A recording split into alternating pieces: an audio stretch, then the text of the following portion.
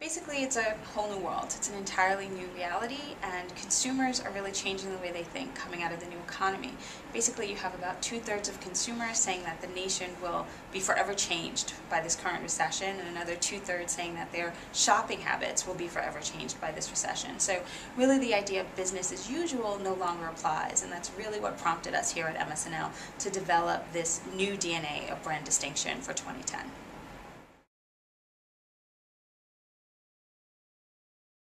The key characteristics for brand distinction in 2010 are things such as navigation, portability, and really being a friend to the consumer.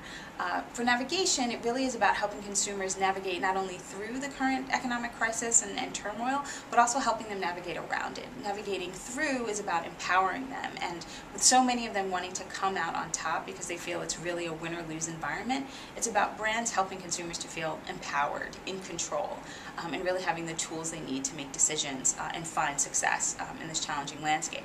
Navigating around is really about getting consumers to a better emotional place, sort of having communications and activities that sort of help them transcend what may be a difficult emotional period for them and giving them a break.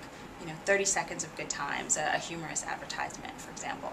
The other piece is portability. It's the idea that your brand message needs to live with the same level of potency both on and offline, because so many consumers feel that communications are virtual. They really want to understand that brands are pulling through their core values through multiple touch points, whether it's at point of purchase, on a website, through a mobile application, for example. They really want to understand what your brand stands for at every single touch point and to have a consistent level of communications and a consistent values proposition.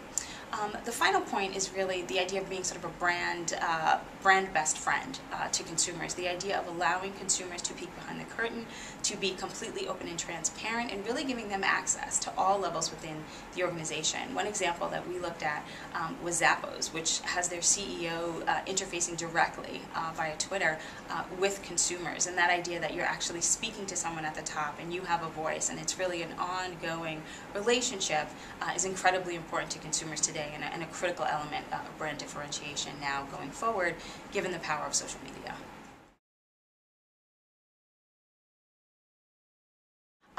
Exploring the idea of brand distinction and then the new DNA for brand distinction in 2010 was really prompted by the changing landscape, and we wanted to bring to our clients not only new thinking and insights about the consumer landscape and changing consumer expectations and values, but we also wanted to develop a tool that could help them really assess where their brand is now in terms of communications and engagement with consumers relative to what consumers expect their brand or brands in their category to be offering.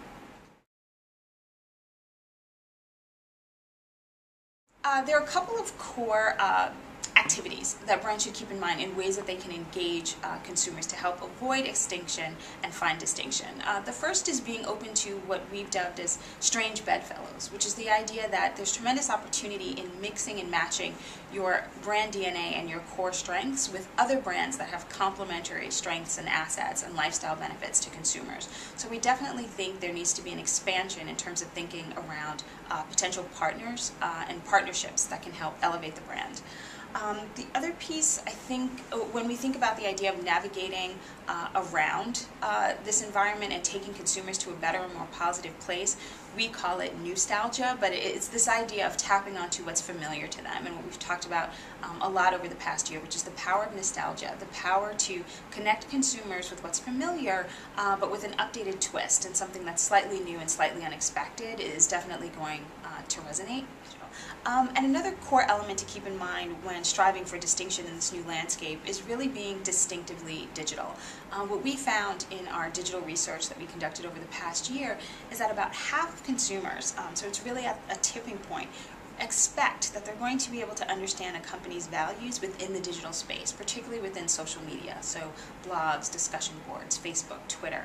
So it's really critical to have a strong presence within those platforms, but also to have a distinct and unique one. So that's also important to really standing out from the competition.